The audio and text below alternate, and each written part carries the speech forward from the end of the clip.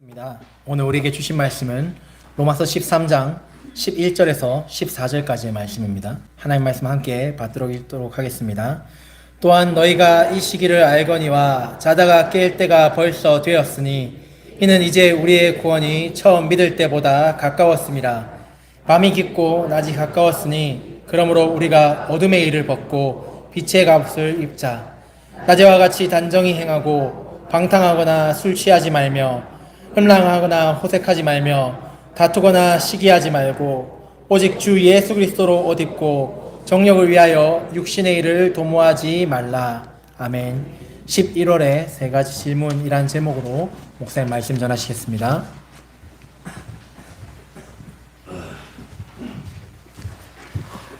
할렐루야.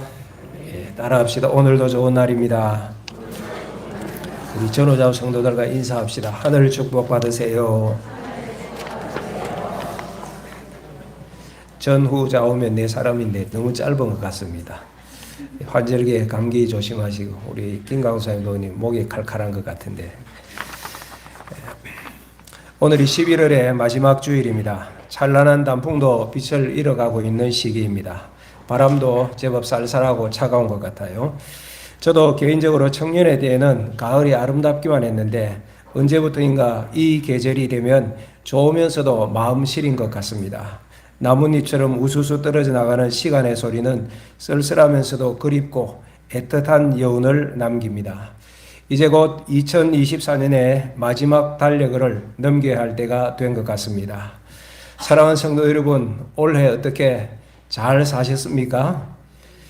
11절에 보면 또한 너희가 이 시기를 알거니와 자다가 깰 때가 벌써 되었으니 라고 말씀하고 있습니다. 여기에 중요한 메시지가 있는데 이 세상은 영적으로 한밤중이라는 것입니다. 이런 사람의 죄악 6가지를 13절이 지적하고 있습니다. 먼저는 방탕과 술 취함이죠. 지금 우리 사회는 방탕과 술 취함에 빠져 있는 것 같습니다. 술로부터 온갖 사고와 또한 방탕의 문제들이 일어나고 있습니다. 그 다음 문제, 음란과 호색이라고 지적하고 있습니다. 동네마다 죄악의 불야성 같고 사람마다 쾌락을 찾는 불나방 같은 시대를 우리는 살아가고 있습니다. 그리고 다음 문제가 다툼과 시기라고 말씀합니다. 정치인들의 다툼, 노사 간의 다툼, 세대 간의 다툼, 심지어 교회 안에서도 다툼과 시기의 소식들을 우리는 듣고 있습니다.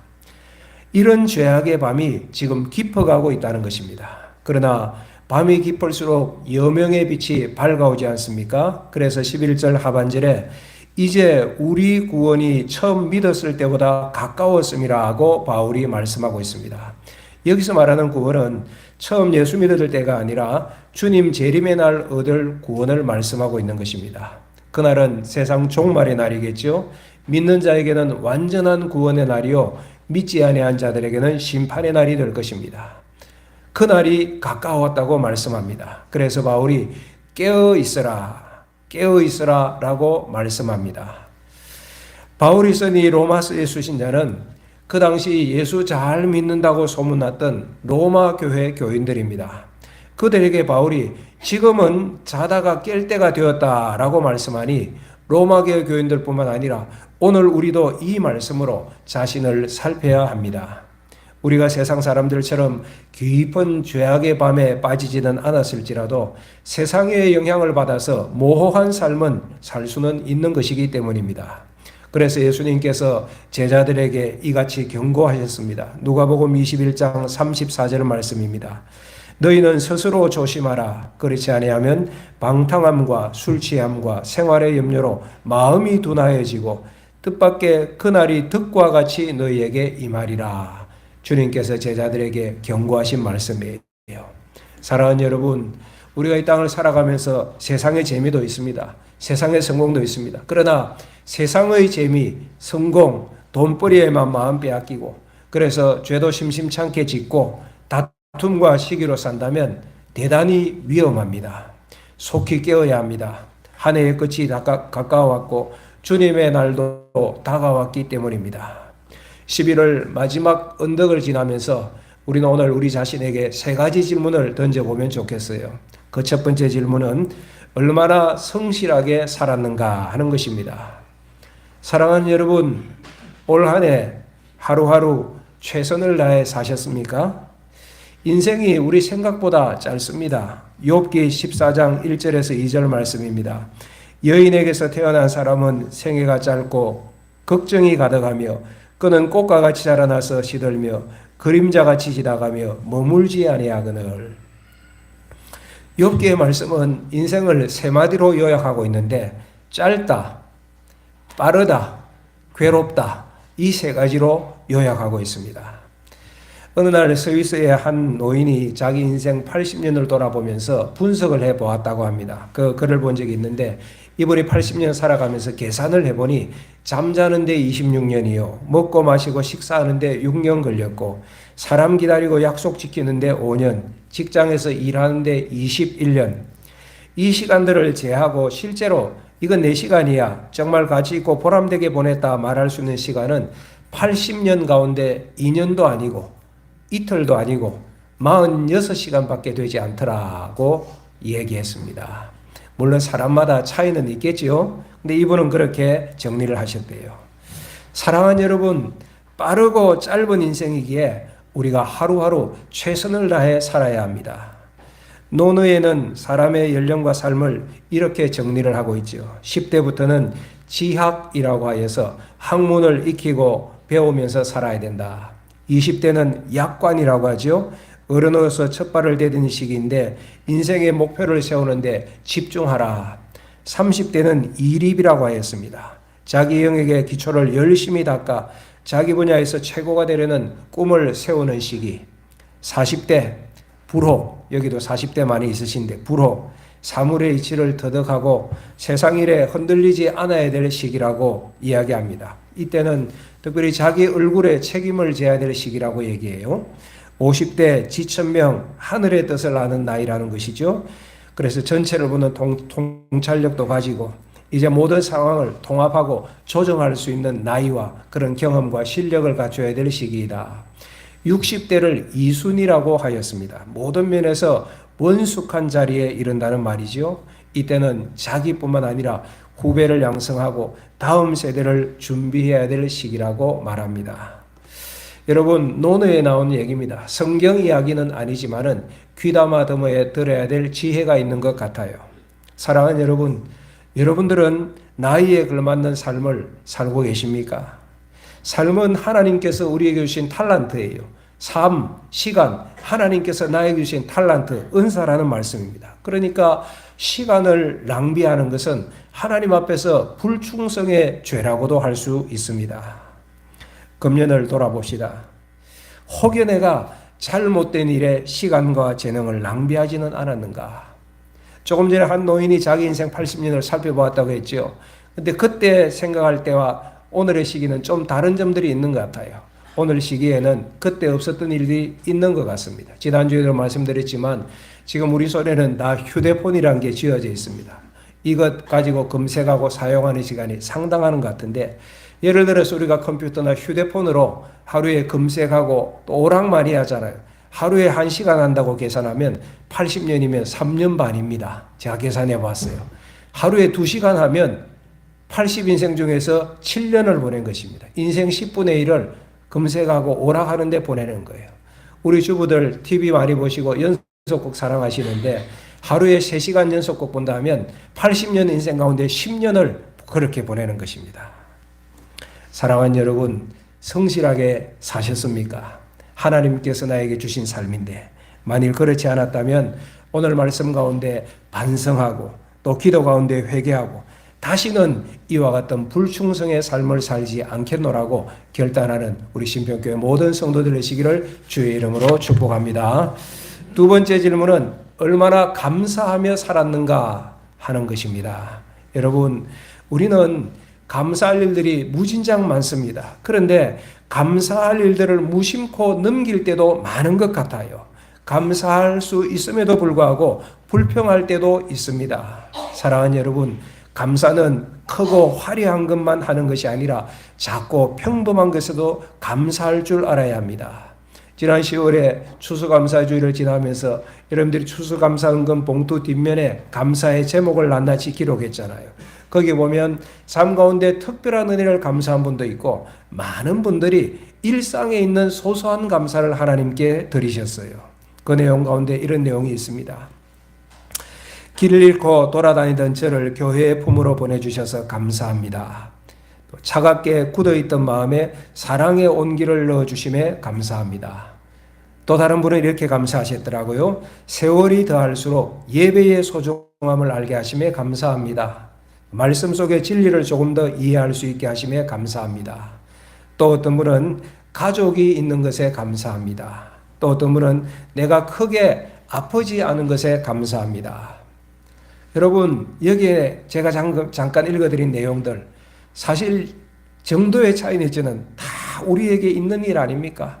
우리가 올 한 해 경험하였던 것이고 누렸던 행복들, 감사의 조건들 아니겠습니까?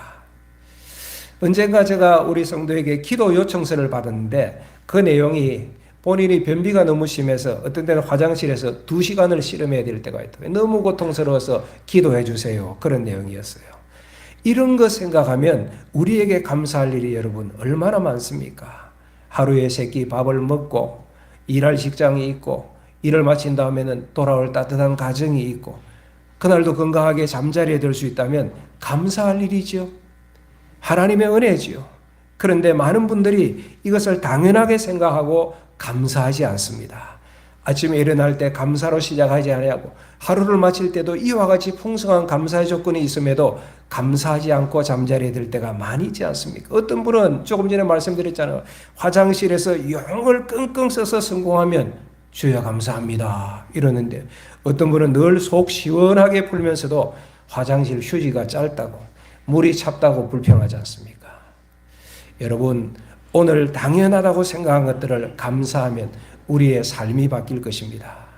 성경 데살로니가전서 5장 16절에서 18절은 이렇게 말씀합니다. 항상 기뻐하라, 쉬지 말고 기도하라, 범사에 감사하라 라고 명령하고 있습니다. 3가지가 나란히 나오는데 이 3가지는 맞물려 있는 진리이기 때문에 그렇습니다. 범사에 감사하는 삶을 살면 그 마음에 기쁨이 있을 것이고 범사에 감사하는 자는 이 모든 것이 하나님의 은혜임을 깨달아서 쉬지 않고 기도하게 되어질 것입니다. 그래서 기뻐하고 감사하고 기도하게 되어지는 것이죠. 사랑하는 성도 여러분, 항상 기뻐하라, 쉬지 말고 기도하라, 범사에 감사하라. 올해에도 이 말씀대로만 살았다면 얼마나 행복했겠습니까? 금년에도 저와 여러분들에게 하나님께서 베푸신 은혜는 풍성합니다. 크고자 하는 은혜들이 있었을 것이고 우리가 알고 있는 은혜도 있고 알지 못하고 받았던 은혜도 있을 것이고 이렇게 은혜가 풍성한데 오히려 우리가 감사하지 아니하여서 누려야 할 기쁨과 행복을 놓쳤다면 오늘 말씀 가운데 회개하고 오늘부터 다시 감사의 자리로 나가는 우리 모든 성도들 되시기를 주의 이름으로 축복합니다. 3번째 던져야 될 질문은 얼마나 사랑하며 살았는가 하는 것입니다. 여러분 성실하셨습니까? 감사하며 사셨습니까?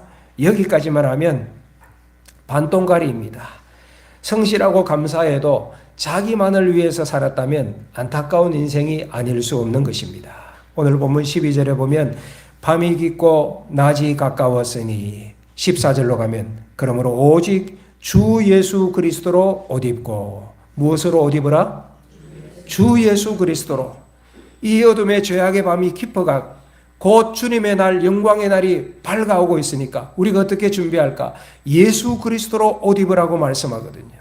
예수님 바라보고 예수님처럼 살아가는 주의 종들이 되셔야 하는 것입니다.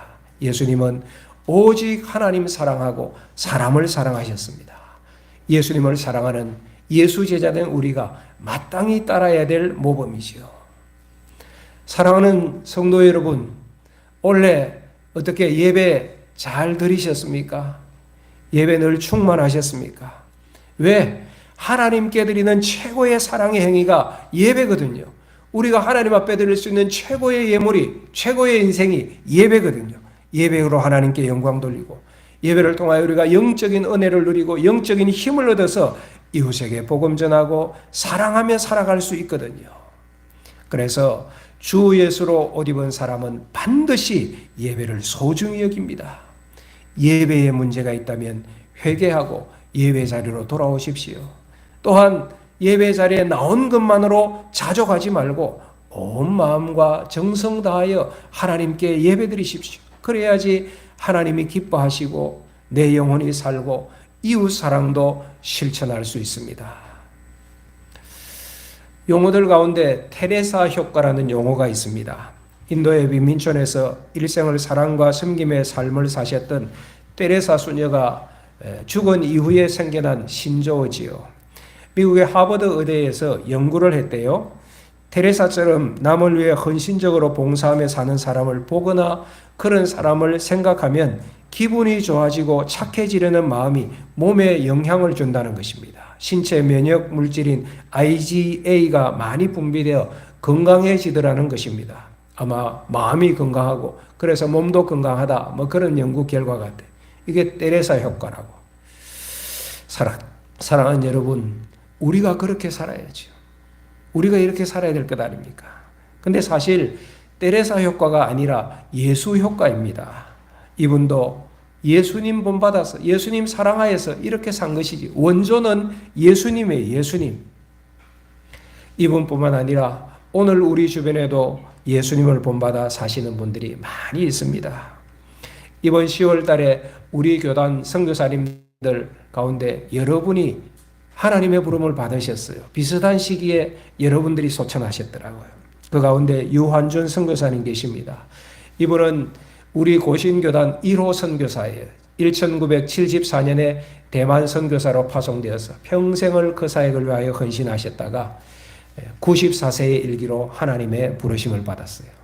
놀라운 것은 며칠 후에 평생을 함께 하셨던 사모님 윤춘재 선교사님도 또 하나님 부르심을 받으셨어요. 평생을 선교에 동역하시고 마지막 순간까지 그렇게 동행하시고 10월에 김경건 선교사님이란 분이 또 하나님의 부르심을 받으셨습니다. 64세의 일기로 소천하셨어요. 이분은 필리핀 선교사로 사역하셨는데 괴한에게 수발의 총을 맞아서 돌아가시고 곧 죽으실 것 같은데 하나님의 은혜의 기적으로 수술하고 살아나셨어요. 한국에서 선교사역 감당하고 본부 사역하시라 했는데 굳이 다시 필리핀으로 가서 평생을 사역하시다가 지병으로 소천을 하셨습니다.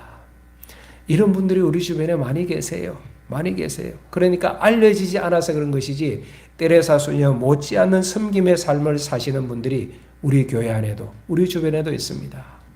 금년 11월에 우리 교단 선교사 8가정 16분이 은퇴를 하셨습니다. 여러분들이 계신데 그 가운데 한 분을 소개하자면 양성봉 선교사님이 은퇴하셨습니다.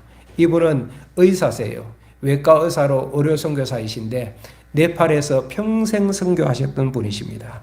이분이 군의관으로 근무할 때에 그때 강의했던 미국 그 의사 선교사를 통하여서 도전을 받으시고 결심한 것이 내 인생의 가장 좋은 부인 생선의 중간도막을 하나님께 드리겠다. 그래서 36살의 나이로 선교지로 출발하여서 중간도막뿐만 아니라 전생을 드리고 이번에 은퇴를 하시게 된 것입니다. 이분은 아시는 분이 계실 거예요. 방송에도 여러 번 소개가 되었습니다. 네팔의 전선을 지키는 한국인 의사 양성봉 뭐 이렇게 소개되기도 하고 히말라야에 희망을 심다 이런 방송 제목으로 나오고 나마스테 닥터 양이라고 책을 보신 분도 계실 거예요. 이분이 바로 그분이시거든요. 얼마 전에 CT에서 방송 인터뷰 내용을 잠깐 제가 읽으니까 이렇게 말씀하셨어요. 제가 한 것은 아무것도 없어요. 모든 것 주님께서 예비하셨습니다. 우리 주변에 이런 분들이 많이 계세요. 굳이 선교사님을 들먹이지 않아도 됩니다. 우리 교회 안에도 크고 작게 하나님 나라를 위하여서 사랑의 삶을 섬겨가시는 분들이 많이 계십니다. 말씀하지 않아도 봄, 여름, 가을, 겨울 눈이 오나 비가 오나 그 사랑 때문에 주님의 교회 사랑 때문에 새벽마다 기도의 자리를 지켜가는 성도들이 계세요. 교회와 성도들의 필요를 채워가는 분들, 이웃의 필요를 채워가는 분들이 계십니다. 언제나 이분들은 섬김의 자리에 계셔서 교회의 필요를 채우고 사랑방에서 교회에서 필요한 성도들의 손이 되고 발이 되어주고 그런 분들을 저는 종종 보게 되어집니다. 그러니까 말이 아니라 삶으로 신앙하시는 분들이죠. 주 예수로 옷 입고 정욕을 따라 살지 않는 분들이라고 할 수 있습니다. 우리는 다 모른다 할지라도 주님께서는 아시고 기억하실 겁니다. 지난 주간 저희 교육자들과 함께 좀 먼 곳을 신방하고 돌아오는 길에 주변에 풍경 좋다는 산이 있어서 그 산에 잠깐 올라보았습니다. 올라보니 산이 제법 높더라고요. 그리고 가까운 산, 먼 산까지 풍경들이 멀리까지 보이고 밑에서는 보이지 않았던 큰 것들이, 짜잔한 것들이나 큰 것들이 보이더라고요. 여러분, 산 아래에서 길을 가는 것과 산 위에서 보는 것은 차이가 많습니다. 사랑하는 여러분, 원래 어떻게 사셨습니까? 작은 것으로 아웅다웅하며 살지는 않으셨습니까? 오늘 말씀처럼 정욕의 삶, 육신의 일 때문에 아웅다웅을 하지는 않았습니까? 11월 마지막 주간에 언덕 위에 올라서서 이 연말에 저는 여러분들에게 우리가 좀 높은 곳에 올라서 한번 바라보자고 말씀드리고 싶습니다. 여러분, 높은 곳 가운데 가장 높으신 분은 주 예수 그리스도이십니다. 예수님의 눈으로 내 삶을 바라봅시다. 예수님의 마음으로 세상을 한번 멀찍이 한번 바라보시기 바랍니다. 11월의 마지막 주간인데 올 한 해 나는 얼마나 성실하게 살았는가, 얼마나 감사하며 살았는가, 그리고 하나님께서 가장 귀히 여기시는 삶 얼마나 사랑하며 살았는가, 나 자신을 살피고 주님이 주시는 새 마음을 얻으시는 모든 주의 종들 되시기를 예수님의 이름으로 축원합니다. 찬양하고 주신 말씀